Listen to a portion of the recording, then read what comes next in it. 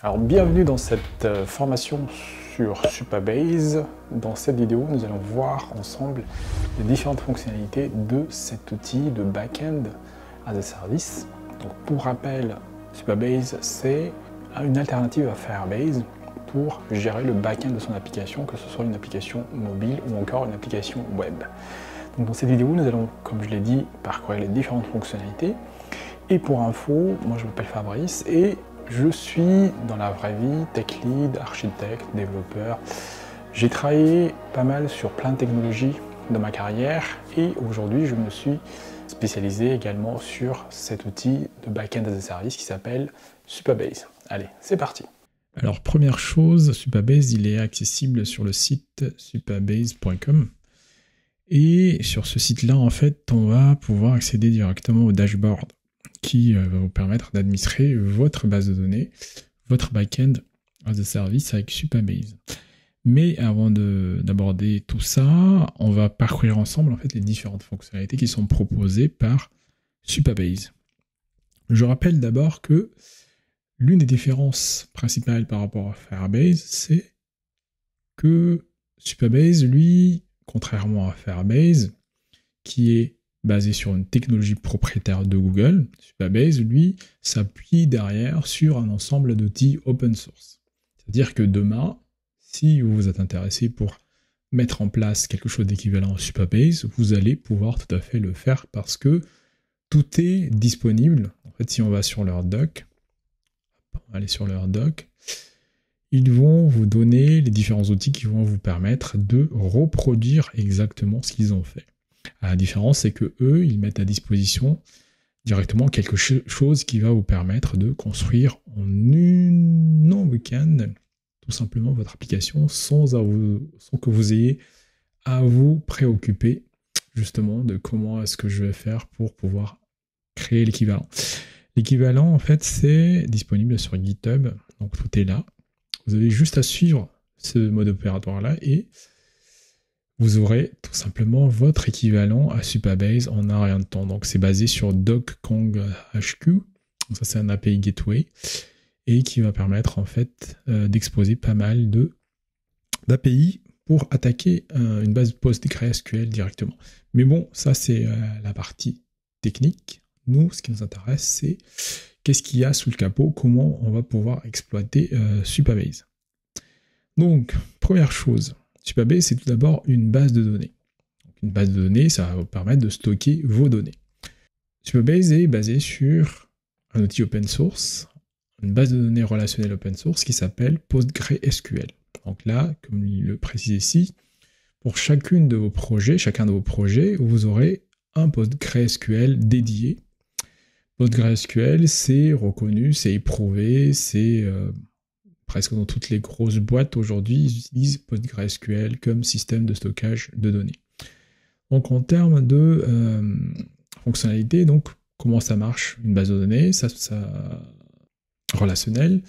Donc il y a ce qu'on appelle des tables. Donc, les tables, c'est les notions de base, et dans les tables, on met en place des colonnes. Et les données, en fait, sont insérées sous forme de lignes à l'intérieur de ces tables-là, à l'image d'un tableur Excel. Il y a certaines spécificités à PostgreSQL, mais je pense que je vais y revenir dans de prochaines vidéos. C'est que PostgreSQL supporte le transactionnel, et il y a ce qu'on appelle des contraintes d'intégrité, des contrôles de format de données, pour s'assurer qu'il n'y a que les données qui respectent certains formats qu'on peut insérer dedans, et puis les contraintes d'intégrité, c'est pour empêcher de faire n'importe quoi au niveau des bases. Donc il y a des contrôles qu'on peut mettre en place au niveau des bases. Il y a également la possibilité d'écrire ce qu'on appelle des procédures stockées. Les procédures stockées, c'est des fonctions, des traitements qu'on met directement en place au niveau de la base de données. Donc voilà pour la partie base de données. Pour la partie authentification, donc ça c'est une des fonctionnalités qui est également nécessaire quand on met en place une application. Il y a tout d'abord la partie données, donc database qui est gérée par PostgreSQL, mais derrière, il faut également s'assurer que les données sont accessibles qu'uniquement aux utilisateurs auxquels ils appartiennent. Donc pour cela, il y a une solution de d'authentification. Donc la solution d'authentification, donc ils sont là, les moyens qui sont supportés. Donc vous pouvez supporter déjà l'authentification par adresse mail, mais vous pouvez également vous appuyer sur une de ces outils-là pour que vos utilisateurs, vos futurs utilisateurs puissent s'authentifier avec ces outils-là, GitHub, Google, Facebook, Spotify, Discord. Donc il y en a quand même pas mal. Et il y a également Apple, je crois, qui a été rajouté très récemment. Donc aujourd'hui, vous pouvez mettre en place une application avec une fonctionnalité d'authentification avec Supabase, avec derrière une base PostgreSQL. Donc il y a la base, il y a l'authentification, mais il y a également aussi l'aspect stockage. Quand je parle de stockage, c'est surtout stockage de fichiers multimédia. Donc ça peut être des fichiers PDF, des fichiers Word ou des fichiers zip. Ça peut être également des photos ou encore des vidéos. Donc Supabase supporte également cette fonctionnalité-là. Et la technologie derrière, en fait, elle est compatible S3, qui est également un des standards pour le stockage des données aujourd'hui. Les Edge Functions, c'est l'équivalent des Cloud Functions dans Firebase, pour ceux qui ne connaissent Firebase. Donc ça va vous permettre de déployer des fonctions JavaScript et de le rendre disponible très rapidement en un claquement de doigts.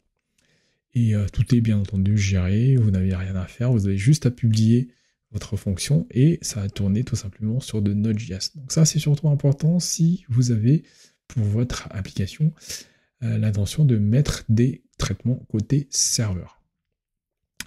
La fonctionnalité real-time va vous permettre d'avoir des tables qui sont synchronisées en temps réel avec votre application. Donc je m'explique.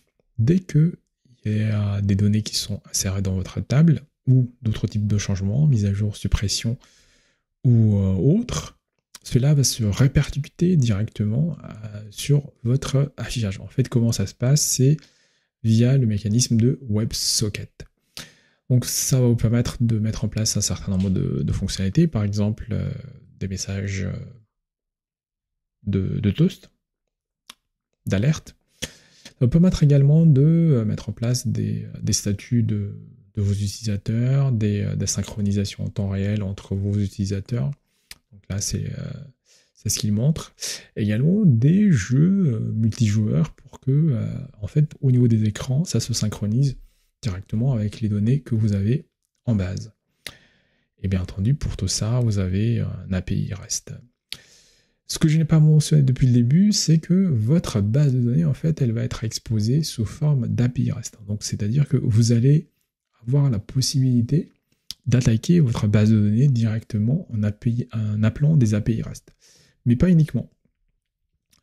Soit vous appelez via un API REST, mais vous avez également la possibilité d'utiliser des librairies qui sont déjà prédéveloppées pour vous. Donc, il y a des librairies pour React, Next.js, Redwood.js, je ne connaissais pas, Flutter, Kotlin bien entendu, et puis Svelte, Solid.js, Vue, Next.js, et il y en a beaucoup d'autres encore qui sont supportés.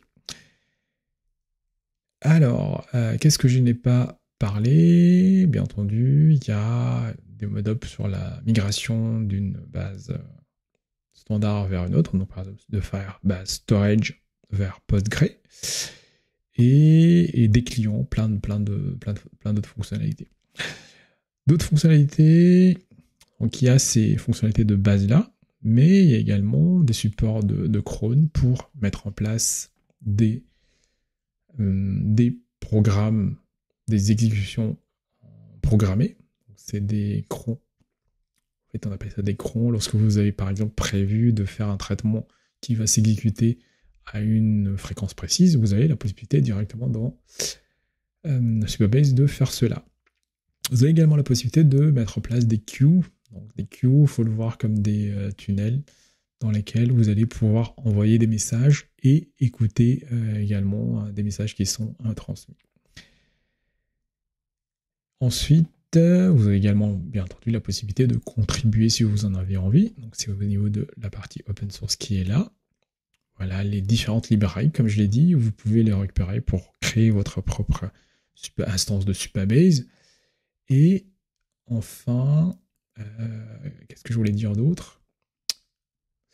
En termes de prix, c'est largement abordable parce que pour $0, gratuitement, vous avez la possibilité d'appeler de manière limitée les API, donc les API qui sont exposées par votre base de données, 50 000 utilisateurs actifs qui peuvent s'authentifier, qui peuvent créer des comptes, 500 MB de base de données et 5 Go de bande passante, 1 Go de stockage de fichiers, ce qui est largement suffisant pour démarrer.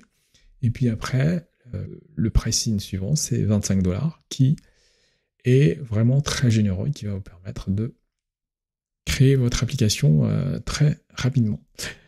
Donc voilà pour cette première partie. Dans la deuxième partie de cette vidéo, que je vous invite à cliquer ici, nous allons créer notre premier projet, créer notre première base de données avec Supabase.